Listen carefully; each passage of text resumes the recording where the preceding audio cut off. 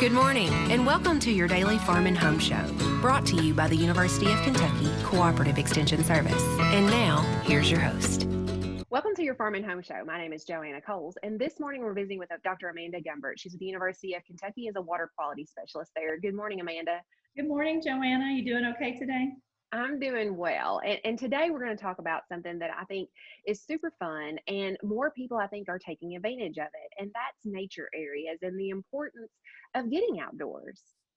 Absolutely. You know, right now we are all feeling confined and needing some extra space to move around at a proper social distance, of course. But natural areas and even any green space that you can find, it might be in your own backyard. It might be, in a nearby park, any green space that we can be in right now. It's really going to be healthy for us mentally as well as physically. I think so. After a long day of being on Zoom meetings and on the computer, it always seems to refresh my mind and kind of refuel my spirit when I can get out and walk around the farm even. It has been scientifically proven, and like we've talked about before, I am not a psychologist by any means, and not a physiologist, but being outside, we get vitamin D from the sunshine, and I still have to use my sunscreen, but having some vitamin D is very good for us, and it helps our immune system, it helps strengthen our bones, and like you said, being outside just really lifts our spirits and lifts our mood. One example is a study that was conducted in 2015 of two groups of individuals, and one group walked along a busy highway and another group walked in a green space. They both walked for 90 minutes. And at the end of that 90-minute walk, the group that was walking in the green space reported less rumination. And rumination just means all those negative thoughts that kind of we might get in our head and just think about over and over and over. And especially right now when we're uncertain about what the future holds and being locked inside and feeling isolated, we might be doing more of that ruminating right now. So getting outside really is important for our mental health as well as our physical health. Kentucky has lots of nature preserves across the state, and many of those nature preserves do have hiking trails. To my knowledge, at the time of this recording, some of those are still open, but you might want to identify that nature preserve and look on their website or their Facebook page to make sure that the trails are indeed still open.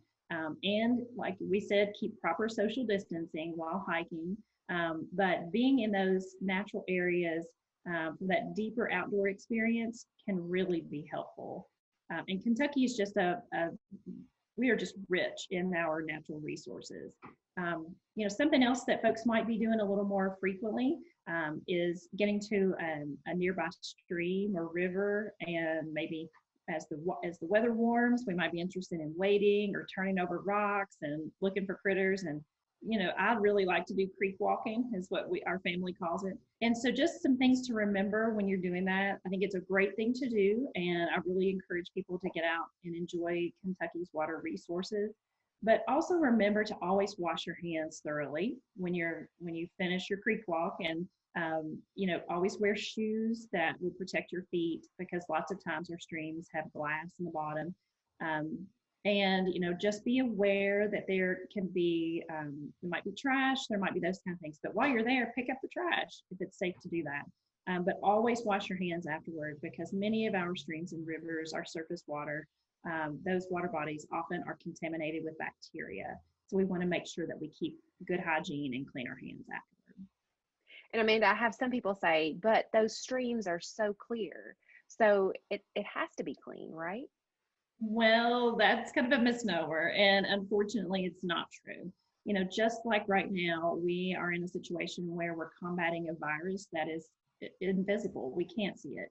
The same thing is true with bacteria that may be in our water bodies, and also excess nutrients and other pollutants. We can't always see that. And just because the water is clear doesn't mean it's clean and safe.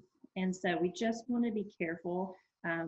I encourage, again, walking along the edge of streams and maybe getting in and turning over rocks, but just making sure that we're being careful and thoughtful and washing our hands afterwards.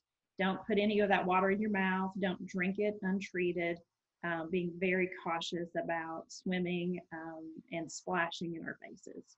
So I know you have a lot of resources about how to keep our waterways clean so that we can enjoy all the rich beauty that Kentucky has to offer.